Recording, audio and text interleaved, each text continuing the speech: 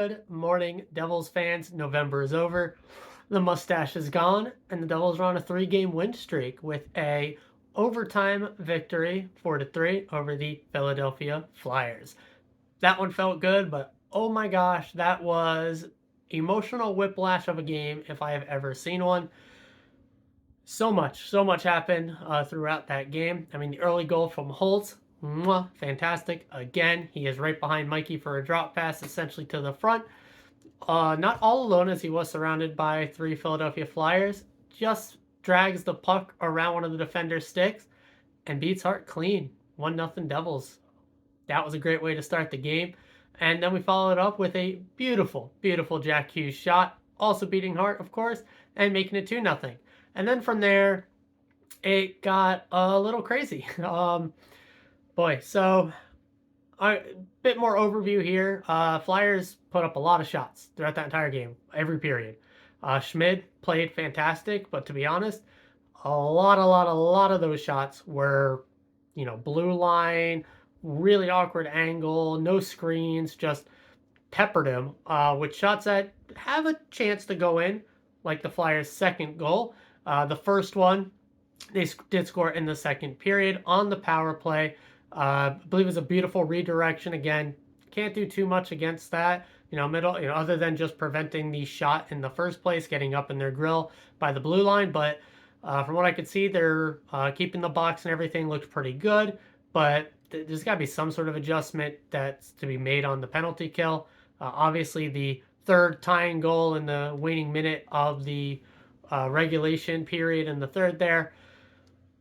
It's another penalty kill against goal there. Goalie is pulled. Had a chance to clear it. Jack had a chance to ice it with an empty netter, but none of that happened. But it did lead to a nice little awesome moment in overtime, which we'll touch on here shortly. But yeah, I don't know. Penalty kill, there's got to be some sort of adjustment made. I thought Schmidt made a lot of great saves. There was a few key saves in the third period for sure. Definitely in the second. Some on the power play, the penalty kill. But for the most part, he was mostly just peppered with low danger nothingness, really. But the second goal, as I was saying, was really just guy was throwing it through traffic on net, probably hoping to hit a body, and instead he gets just this beautiful top corner through traffic that Schmidt just never really saw it. You can tell because he basically just played his positional style. You can tell he is very different from Vitek, where Vitek is that athletic swimming guy, where Schmidt is just stays in his position and will stay square and is not going to make unnecessary movements unless he has to. And he's also quite athletic where he can make some of those plays. But instead, he was very much so screened, drops to the pads, takes up as much of the net as he can, doesn't make any other extra movements, and the puck just goes over his shoulder and in. He did take a shrug at it, but it was way too late at that point. So it was a 3-2 at that point after we did take the 3-1 lead on our power play with a fairly beautiful set of passing play. I mean, it's something what we're fairly used to. And it was, talking about the roller coaster. So let's, I guess, hop back a little bit, right? So I thought we played well in the first period. I thought the Flyers were actually semi-decent as well. I think Hart throughout this game really kept him in it, especially in every period, really. Hart had a lot of great saves while we were on the power play, especially. Second period, we'll talk about it here. The hit, Hathaway hit, that's on the ref. The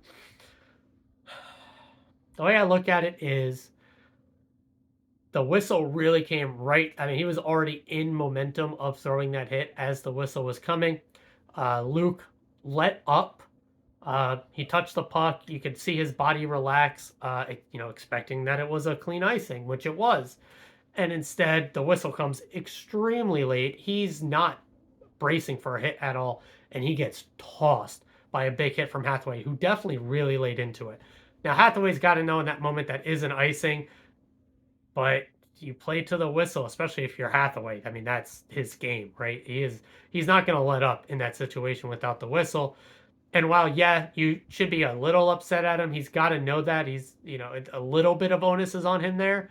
I'm not, even the Devils bench was not ripping into Hathaway. There, you saw the Jack reading those lips. He was ripping into the refs. That was atrocious on their part. A terrible. That cannot happen. I mean, that could have been so much worse for us. Thank goodness Luke comes back. Apparently, obviously got the wind knocked out of him a little bit. Had to do some concussion protocol, but that was really all that kept him out. Sounds like without the concussion protocol, he would have been pretty much right on. He would have, taken a breather on the bench and then been right back out. Instead, takes the entire intermission, comes back, and runs the end of the 5-minute major that we got. Was that a 5-minute major hit? No. Was that a game misconduct hit? No. That was really, in my opinion, I said it the moment it happened, that was the ref saying, we do not want this game getting out of hand. We are tossing this guy. Because otherwise, yeah, the players on the bench probably don't blame Hathaway, but you can't go and hit the ref. Linesman, technically, in this case, if we want to be colloquial about it. It is the linesman that makes the call. It's not on the ref to blow the whistle there. It is the linesman, but people use ref interchangeably for the actual ref and linesman, blah, blah, blah. But yes, it is on the linesman. You can't hit the linesman, so we probably would have went after Hathaway. And then the Flyers went after us. It would have been a whole bloodbath of a game, and so they kick him out. And the game then proceeds as a fairly, standard hockey game from that point. And is that the right call? No, probably not. If you're a Flyers fan, you're pissed at that, understandably. But as a Devils fan, I'm, chilling with that decision making. I'm not going to complain about it. Flyers tied up there because of the what I think are somewhat makeup calls there on the ref. Really, the Brendan Smith call that should have been offsetting. He got cross-checked a second before the slash, but he can't. You can't do the retaliation. Double-handed chopping down a tree slash. You can't do that to the guy's arm. Maybe take out, go for a shin if you gotta, the emotions get the better of you, but should have been both of them. Smith has a hearing with Dops. It should just be a fine. He should not get suspended for that one. I know fans are gonna be like, "Oh yeah, suspend him. It's a good thing for our team." But he was one of the best players on the ice last night for us. If your eye test doesn't believe it, I would just go watch the game again and watch him. That was one of his best games, and he was one of the best players. If we get healthy, getting Dougie back, seems like that's going to be a bit long term. But and then quickly here, I'll throw this in. Sounds like we're going to get Timo back tonight, but we're not at the Sharks yet. But yeah, it seems like Doug is going to be out for a bit, so we need Smith there. We don't need Smith, but Smith will draw in on defense. I would have liked to have him back as our fourth line left wing, but who knows with the wheel of justice coming out of the NHL, what's going to happen. Should just be a max fine. Maybe he gets a game or two. Who knows? There's no consistency with any of that stuff. So even with the new guy running it. So yeah, Smith does that. They get the 5-on-3, which we survive. They get the 5-on-4, which turns into the 6-on-4 with the pulled goalie. Almost kill that off, and at the end, they get the goal. It's on the penalty killers again, I guess, but what are you going to do? Takes it to overtime. Yes, bleeding the point to a team that is ahead of us in the standing. Metro rival, not great, but I'm not too concerned. I really think the Flyers will end up falling out of a playoff position by when it's all said and done, 82 games in. We got the end. We got the highlight reel. We got the Nico to Jack to Luke. Luke scores, wins the game, bowing celebration highlight, guys coming on the ice. That high of that moment was great. I kind of skipped over it. The power play goal we had from Toffoli, Nico gets knocked down. So I thought he might have been concussed again. God, when he was getting tucked on the bench. Oh, I thought he was concussed, and then he got sent down the tunnel. God, to Luke going down, to Luke coming back, to Nico going down, to Nico going down the tunnel, to Nico coming back, to going to overtime, to winning it in overtime. My heart. Oh, my heart in that one. Yeesh. Oh, God. But we got the win. It was feel good by the end of it. Schmidt was great. Overall, though, so I'll talk about this here real quick. We got destroyed in Corsi, right? I mean, outshot like crazy. But as I said, a giant majority of those were just muffins that were the second goal for Flyers. That's, the muffin shot that does go in. That's why you just load up the net, right? But most of the time, whatever, a less than 2% chance any of those shots go in. Well, you get 50 shots on net, 2% chance. Or what was it? Almost 50. One of those goes in. That's just probabilities. But most of the time, they don't.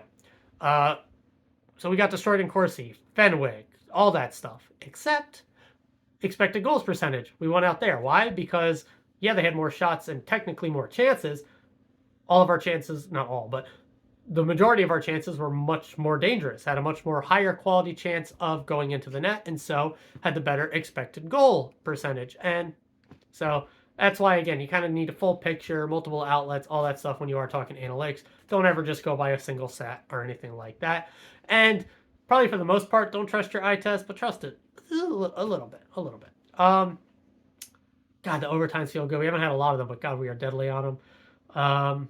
I'm fine with that game, really. You don't take those penalties at the end. That really felt like maybe a bit of makeups for the Hathaway situation and getting a 5-minute major that really should not have been a 5-minute major. Yeah, maybe a 2-minute penalty at best. Should not have been 4 minutes, should not have been 5. Yeah, but I would even understand if it wasn't called. It shouldn't have ever happened. There should have been a whistle infinitely before that hit ever even begins to had the momentum of happening. So whatever. Schmidt played great, even with the 3 goals against, 2 on the penalty kill. We really got to shore that up at some point. It's got to get better at some point. I think that's it on the Flyers game. Jack, electric, just MVP. There's no other way to put it. MVP Jack. He is. It's going to keep happening. And by the end of the season, there's going to be no conversation around it. He's going to be the clear-cut winner. Nico coming back, and what is this now? 3 games with 5 points? Is that 5? No, 3? 4 and 3 now? What was that? Goal, assist in this one. Captain, baby. Doing it up. Bratt seems to be in a bit of a slump. He got taken off the top power play for Holtz. Now, could you say that was because of the handedness? But from Ruff's post-game presser, sounds like they really wanted someone that was going to be more of a shoot mentality in that position. So Bratt got pulled away and Holtz got put in. Good for Holtz, who's been playing amazingly. McLeod continues to play well. Palat, Bratt, Nico line did look great. Wasn't as dominant as the last 2 games, but still, I thought had their moments. But again, wasn't super great. But then Nico was out, so they missed a lot of time. Lines got juggled. Yeah, what a game. That fourth line got basically no time because of all the special teams. So I really couldn't talk about them too much. But even in those limited minutes, they got, hemmed in. And the defense was, Luke was great. Smith was fantastic. Siegs, Marino Ball were fine. But yeah, we missed Dougie. So it sounds like it's going to be long term, but hopefully not the rest of the season. Maybe we can abuse some LTIR at the trade deadline because Dougie's out and get him back for playoffs and win a cup like a couple of the more recent teams have done. That'd be great. Didn't the Vegas did that with Stone, Avalanche? Avalanche didn't really do that with Landeskog, but then Lightning did that with Stamkos and Kuch, or whatever. Anywho, we'll see how it plays out. Whatever. I don't care about the situation. Sharks. We got to play them tonight, 7 o'clock, back to back. Very likely VTech will start. Blackwood started for them last night. They're also on a back-to-back in Boston. Now, their coach did say they were not against giving Blackwood the back-to-back, starting both games, especially because, his return to Jersey. Now, does that happen because he got shelled a bit? We'll see. Both their goalies have been playing really well on the season as a whole. Koken has not always played great against us, so we'll see, but it's the Sharks. They're the worst team in the league. It's not just standings. Analytically, it's all of it. They're just not that great. Zetterlund's coming back. Ohukchuk, Hottie will be in this game as well, I believe. And so, got some Devils returning. It'd be great for Z to see him again. I'm sure, he's missing his boy. Holtz is great to see him here as well. I know they were really close in their time here. Does Blackwood get the start or not? I hope not, because honestly, Blackwood either lets in a bunch or he is an absolute brick wall, and I just have a feeling against us he will brick wall it. So it would really just be on us absolutely shelling that team, which we probably will. 3-game winning streak heading into the Sharks. You expect this should be a win, right? Yeah, it should be. I'm not even going to go into the analytics here. They are terrible 5-on-5. They are terrible on the power play. They are terrible on the penalty kill. Their goalies are really the only reason they have stayed in and won a lot of these games, and they have gotten some, just opportune scoring. Otherwise, there's no one really carrying the load. Zetterlund, I think, is one of their best players. So Timo should be back, and I think, you expect him to be back and probably have a pop-off game. If he is back, we should dominate. If he's not back, we should dominate. 4-point night for Jack incoming would be great. We'll see. I don't really want to talk about the Sharks too much because you can lose this, right? You can lose this game. Yes, they're the worst team, but that's hockey. On a 3-game winning streak, beating out Buffalo, Islanders, Flyers. The Islanders game was a heart attack that we barely snuck in and won in regulation. The Flyers, we almost bled away a win that should have been an easy one. So outside of Buffalo, it wasn't like dominant wins. This should probably be a dominant win, but I've said that before, and they were close games, and we'll see how it plays out. But yeah, it's the Sharks. Should win. I'm going to call it there. It's Friday. Winning this heading into the weekend would be, yeah, it'd be great. Let's enjoy it. Feeling pretty good. Know what you guys think. Maybe start throwing this in there. Like, comment, subscribe, all that stuff. Subscribers help the channel. Just by subscribing, more people come to the channel. Comments, likes, it makes not just this, but the podcast, everything that we put out on this channel. Obviously, this is the biggest of the content, but we'll just randomly show up in people's recommended a lot more when that happens. So if you're watching me every single day and you think I bring some sort of quality to this sphere of Devils, do all 3 of those things. Let us know what you think. Let me know if I can be doing anything different analysis-wise. Do you like this daily content? All that stuff. Would love to hear your thoughts as we're getting now into December. Me and my wife definitely going to love that the mustache and all the facial hair art is gone again. So let's look at that over to the side. To the side. Oh, that's the good stuff. Chair is loud. Love you guys. I'll see you tomorrow morning as always and forever. Let's go Devils, baby.